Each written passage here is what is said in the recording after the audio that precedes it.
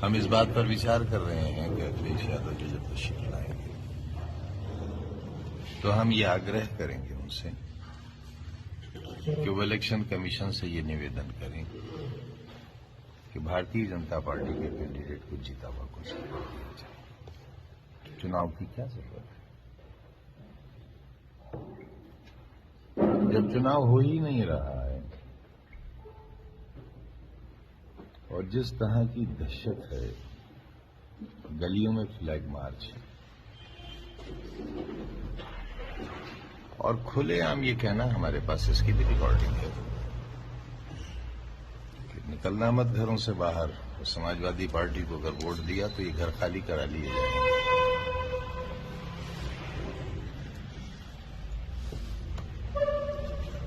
आप साहिबान का बहुत सहयोग रहा है आप, लेकिन ये बहस हो सकती है कि किसको सहयोग रहा है। मुझे बड़े अफसोस के साथ कहना पड़ रहा है कि रामपुर की मजलूम जनता को आपका सहयोग अभी तक नहीं मिला है। कहीं ना कहीं इस शहर के बाशिंदे भी हैं आप और एक जमीर भी रखते हैं अपना, उसका तकाजा है कि अगर पूरी बात न कह सकें न दिखा सकें और मेरी बुराइयों को इसलिए नजरअंदाज कर दें कि मैं तो कैंडिडेट हूं ही नहीं, हो सकता ही नहीं, सजा याफ्ता हूं और मेरे वोट देने का हक भी खत्म हो गया है। लेकिन एक ऐसा व्यक्ति जो बेदाग है, पठान नहीं है, इंसान तो है, बेदाग इंसान है,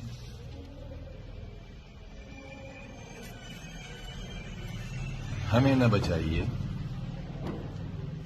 लेकिन अपने इन नामों को, जिनसे आपकी पहचान है और आपसे इनकी पहचान है, इन नामों को बचाने की थोड़ी सी कोशिश कीजिए। और डीएम अविनाश कुमार राय को हटाने की मांग की।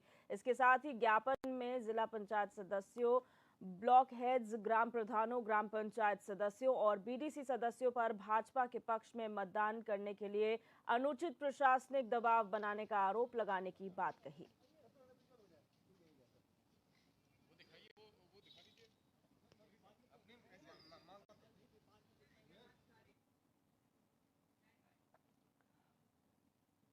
और हमारे संवाददाता राशिद आरिफ हमारे साथ जुड़ चुके हैं। राशिद, यहाँ पर जल्द ही उपचुनाव होने हैं और ऐसे में एक प्रतिनिधि मंडल जो है वो चुनाव आयोग पहुंचा है, मुख्य चुनाव अधिकारी से मुलाकात की है। क्या कुछ उनकी शिकायतें रही हैं? देखिए, आपको बता दें, सेक्रेटरी चुनाव हो रहा है। चुनाव को लेकर लगातार समाजवादी पार्टी जो है प्रशासन पर आरोप लगा रही है कि कार्यकर्ताओं को जो है डीएम और एसएसपी जो है वो धमका रहे हैं। कहीं ना कहीं देखिए, आजम खां का भी कल जो बयान आया था, उन्होंने भी ये बात कही है कि चुनाव आयोग से मैं निवेदन करूंगा कि बीजेपी के जो कैंडिडेट है उनको जीता घोषित कर दी, क्योंकि चुनाव नहीं हो रहा है। चुनाव जिस तरह से कराया जा रहा है, गलियों में फ्लैग मार्च हो रहा है और कहा जा रहा है समाजवादी पार्टी के अगर कार्यकर्ता जाएंगे समाजवादी पार्टी को वोट देंगे तो कहीं ना कहीं उनका घर खाली करा लिया जाएगा। लेकिन लगातार इस चीजें सामने आ रही है। उसके बाद में समाजवादी पार्टी का डेलीगेशन जो है कल चुनाव आयोग पहुंचा था, उन्होंने चुनाव आयोग को ज्ञापन दिया।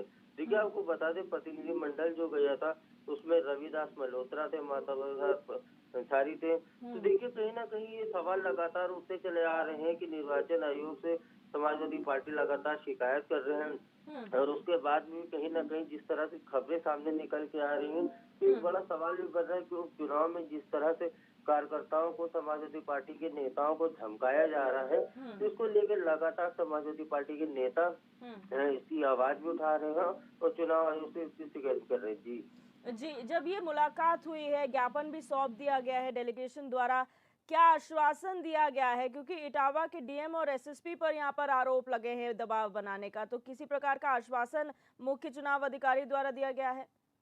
नहीं, बिल्कुल। जिस तरह से डेलीगेशन ने मुलाकात की है, राजेंद्र चौधरी और माधव प्रसाद पांडे पहुंचे थे और रविदास मल्होत्रा भी थे, नरेश प्रताप पटेल भी थे। इन लोगों ने देखिए इटावा की पूरी बात को सामने रखा और ज्ञापन दिया चुनाव आयोग ने उनको आश्वासन दिया है कि निष्पक्ष तरीके से चुनाव होगा, इसकी जांच होगी। लेकिन सबसे बड़ी बात यह है कि आश्वासन तो दे दिया गया है, लेकिन जांच कब तक की होगी, क्योंकि इससे पहले भी कहीं ना कहीं 100 कांस्टेबल और 2 थाना अध्यक्ष के खिलाफ भी इस तरह से ज्ञापन दिया गया था, लेकिन अभी तक तो उसमें भी कोई कार्रवाई या जांच की बात सामने नहीं आई।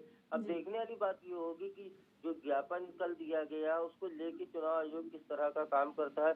अब देखना ये भी होगा कि क्या चुनाव से पहले जिस तरह की खबरें उठ रही हैं, सामने आ रही हैं, समाजवादी पार्टी आरोप लगा रही है, अगर इन चीजों को लेके चुनाव आयोग ने जल्दी कोई निर्णय नहीं लिया, किसी तरह की कार्रवाई नहीं की, तो बाद में समाजवादी पार्टी ये फिर कहेगी कि चुनाव में समाजवादी पार्टी के नेता कार्यकर्ताओं को दबाया गया, शासन प्रशासन ने दलबल के साथ में चुनाव को बीजेपी के पक्ष में कराने की कोशिश की। देखिए, ये आरोप भी समाजवादी पार्टी की तरफ से लगता रहा है और ये चीज देखने को भी मिल रही है। जी राशिद, बहुत शुक्रिया जानकारी के लिए।